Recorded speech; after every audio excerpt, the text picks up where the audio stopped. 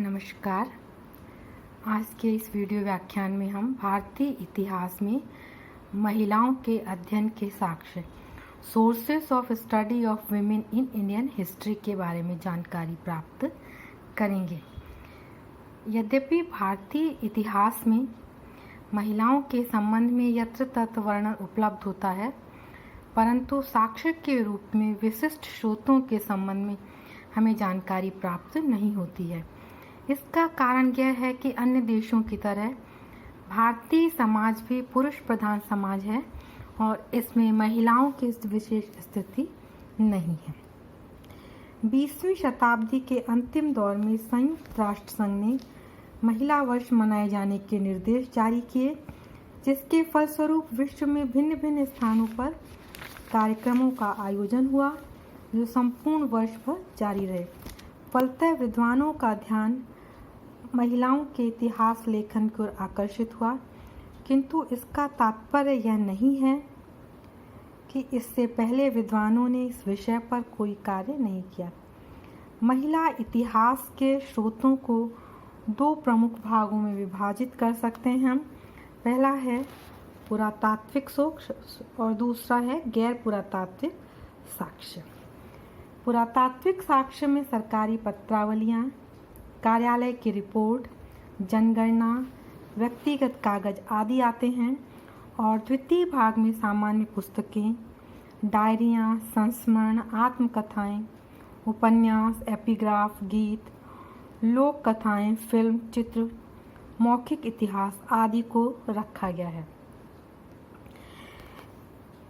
19वीं शताब्दी को इन साक्ष्यों से के परे हम सबसे पहले जो महिला अध्ययन में हमें विशेष मदद करती हैं पुस्तकें, उनका उल्लेख करना आवश्यक है। सर्वप्रथम 19वीं शताब्दी में प्रकाशित ग्रंथ जो नारी शक्ति की स्थिति को स्पष्ट करते हैं, हम उनके बारे में उल्लेख करते हैं। इनमें पहला महत्वपूर्ण ग्रंथ है लंदन से प्रकाशित हिंदू वुमेन एजुकेशन, पूना से प्रकाशित the scientific basis of women's education, जिसके लेखक GM चिपलूणकर थे। मद्रास से प्रकाशित कमला देवी चट्टोपाध्याय की पुस्तक अवेकनिंग ऑफ इंडियन वुमेन। राष्ट्रीय आंदोलन में महिलाओं के योगदान एवं नारी जागरण को ध्यान में रखकर AR अय्यर ने मद्रास से एक पुस्तक प्रकाशित कराई जिसका शीर्षक था Annie Besant and her work in India. स्वयं एनी बेसेंट द्वारा इस अवधि में अनेक ग्रंथों को लिपिबद्ध किया गया। How India wrote for her freedom, future of Indian politics आदि कुछ महत्वपूर्ण पुस्तकें थी। इसके अतिरिक्त काशी विश्वविद्यालय के अध्यक्ष द्वारा लिखी गई पुस्तक position of women in Hindu civilization एक महत्वपूर्ण ग्रंथ है। Sketches of some distinguished Indian women 1891 में लंदन से प्रकाशित हुई। 1919 में सुनीति देवी की पुस्तक 9 आइडियल इंडियन वुमेन इस श्रृंखला की महत्वपूर्ण कड़ी है। इसके अतिरिक्त अन्य महत्वपूर्ण पुस्तकों में उषा चक्रवर्ती द्वारा लिखी गई पुस्तक जिसमें 19वीं सेंचुरी की महिलाओं की स्थिति के बारे में वर्णन किया गया, पंडिता रमाबाई, गांधी जी, फुलर, इन सब की पुस्तकें हैं जिनसे कि महिलाओं के स्थिति के बारे में विशेष जानकारी हमें प्राप्त होती है। इन पुस्तकों की संख्या 50 से भी अधिक है।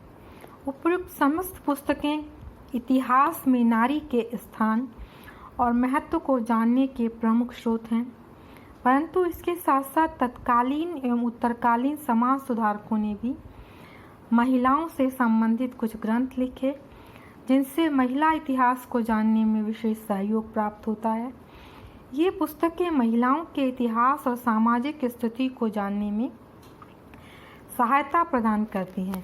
विभिन्न विश्वविद्यालयों में महिलाओं की स्थिति और उनके योगदान पर जो शोध कार्य आधुनिक समय में हुए हैं, वे भी महिला इतिहास की जानकारी प्राप्त करने के महत्वपूर्ण ग्रंथ हैं। पुस्तकों के साथ साथ प्रागैतिहासिक काल में विभिन्न स्थानों पर जो अभिलेख, सिक्के, मूर्तियाँ और अन्य पुरातात्विक अवशेष प्राप्त हुए हैं, उनके अध्ययन से भी महिला इतिहास पर पर्याप्त प्रकाश पड़ता दृष्टिगोचर होता है। यह सत्य है कि भारतीय इतिहास में महिलाओं के इतिहास, उनकी स्थिति व योगदान के संबंध में पर्याप्त सामग्री उपलब्ध है, परंतु आवश्यकता इस सामग्री के गवेषणात्मक अध्ययन की है। विश्वविद्यालय अनुदान आयोग द्वारा के प्रोत्साहन और सहयोग के फलस्वरूप विभिन्न विश्वविद्यालयों में महिला अध्ययन से संबंधित विभागों की स्थापना हुई, उनसे संबंधित पुस्तकालयों की स्थापना हुई। साथ ही राष्ट्रीय व प्रांतीय अभिलेखागारों में महिला इतिहास से संबद्ध अनेक दस्तावेज, सूचनाएं और आंकड़े पर्याप्त मात्रा में उपलब्ध हैं। कुछ पुरातन जानकारी के लिए माइक्रोफिल्म से सुरक्षित हैं।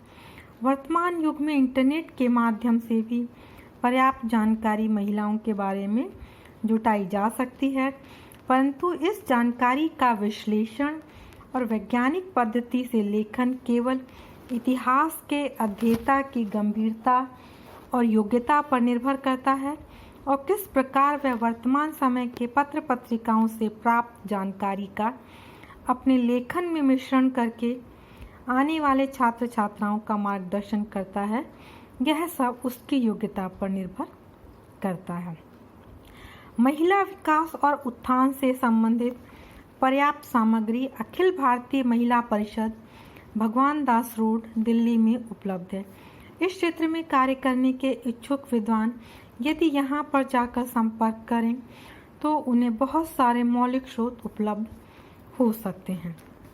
इसके अतिरिक्त राजनीतिक दलों से प्राप्त जानकारी, भारतीय राष्ट्रीय कांग्रेस, साम्यवादी दल आदि अनेक राजनीतिक दलों के कार्यालयों में भी ऐसे अनेक दस्तावेज सुरक्षित हैं जिनसे उपलब्ध जानकारी के आधार पर राष्ट्रीय आंदोलन में महिलाओं की सहभागिता की जानकारी प्राप्त की जा सकती है।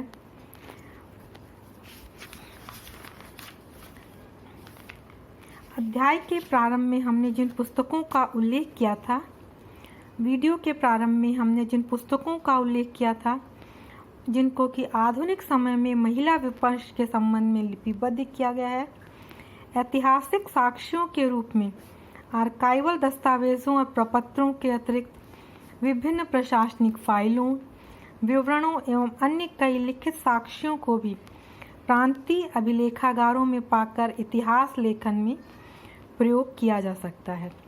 इसके अतिरिक्त विभिन्न विश्वविद्यालयों में कुछ अप्रकाशित शोध ग्रंथ भी उपलब्ध हैं जिनके अध्ययन से महिला इतिहास के संबंध में विशिष्ट जानकारी प्राप्त हो सकती है। प्राचीन अभिलेख, धार्मिक साहित्य, मंदिरों में सुरक्षित दस्तावेज और उपलब्ध सिक्के भी हमारे महिला इतिहास के ज्ञान में वृद्धि में सहायता व सहयोग प्रदान करते हैं।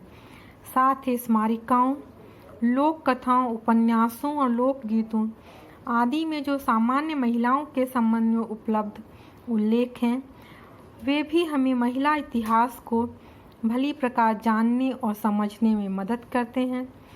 म्यूजियम्स में उपलब्ध नारी चित्रों एवं चित्रकलाओं से भी हमें महिलाओं के रहन सहन और उनकी समाज की स्थिति के संबंध में विस्तृत जानकारी उपलब्ध होती है।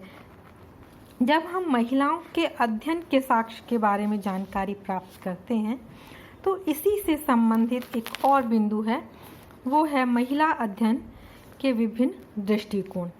महिला अध्ययन के इतिहास अध्ययन के सामान्य विधि का इसके संबंध में अनेक दृष्टिकोण हैं। सामान्य विधि का तात्पर्य उदार दृष्टिकोण से है। इस संबंध में जो एक सबसे महत्वपूर्ण दृष्टिकोण है वो है मार्क्सवादी दृष्टिकोण। मार्क्सवादी दृष्टिकोण इसलिए महत्वपूर्ण है क्योंकि पूर्व में केवल रानियों, महारानियों और विदुषी महिलाओं का ही वर्णन इतिहास में मिलता था और साधारण महिलाओं के कार्यों, उनकी सोच और भूमिका के संबंध में कहीं कोई उल्लेख नहीं मिलता था।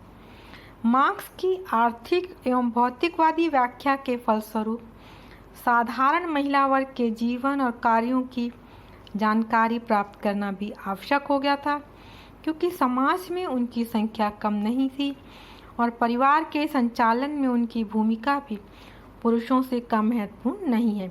इसलिए आधुनिक इतिहास लेखन में मार्क्स के दृष्टिकोण को अपनाया जा रहा है और महिला इतिहास को उत्तरोत्तर अधिक महत्व दिया जा रहा है।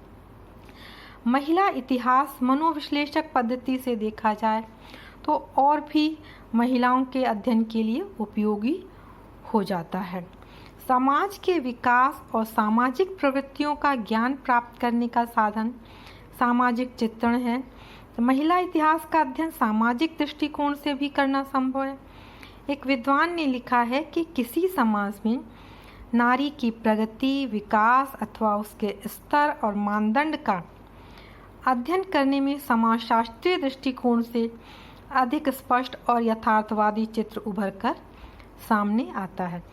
साथ ही समाजशास्त्रीय दृष्टिकोण से यह भी भली प्रकार स्पष्ट हो जाता है कि समाज की मान्यताओं और वर्जनाओं का महिला वर्ग पर क्या प्रभाव पड़ा।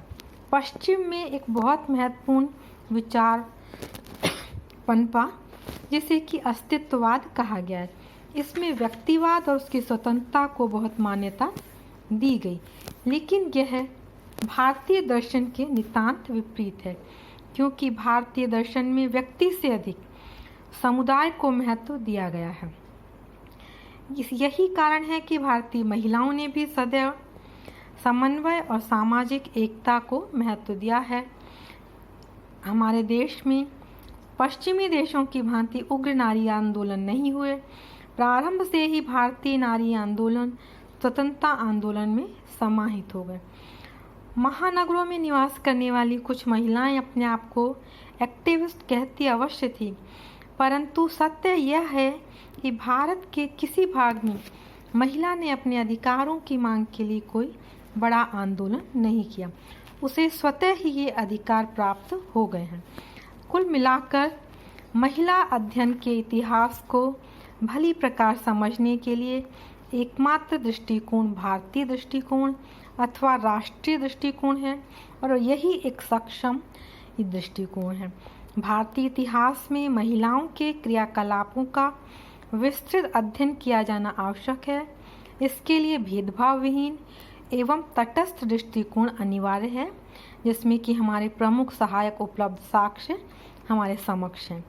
इनके अभाव में सत्य का सही रूप प्रस्तुत करना, जो कि इतिहास का मूल तत्व है, कदाचित संभव नहीं है। धन्यवाद।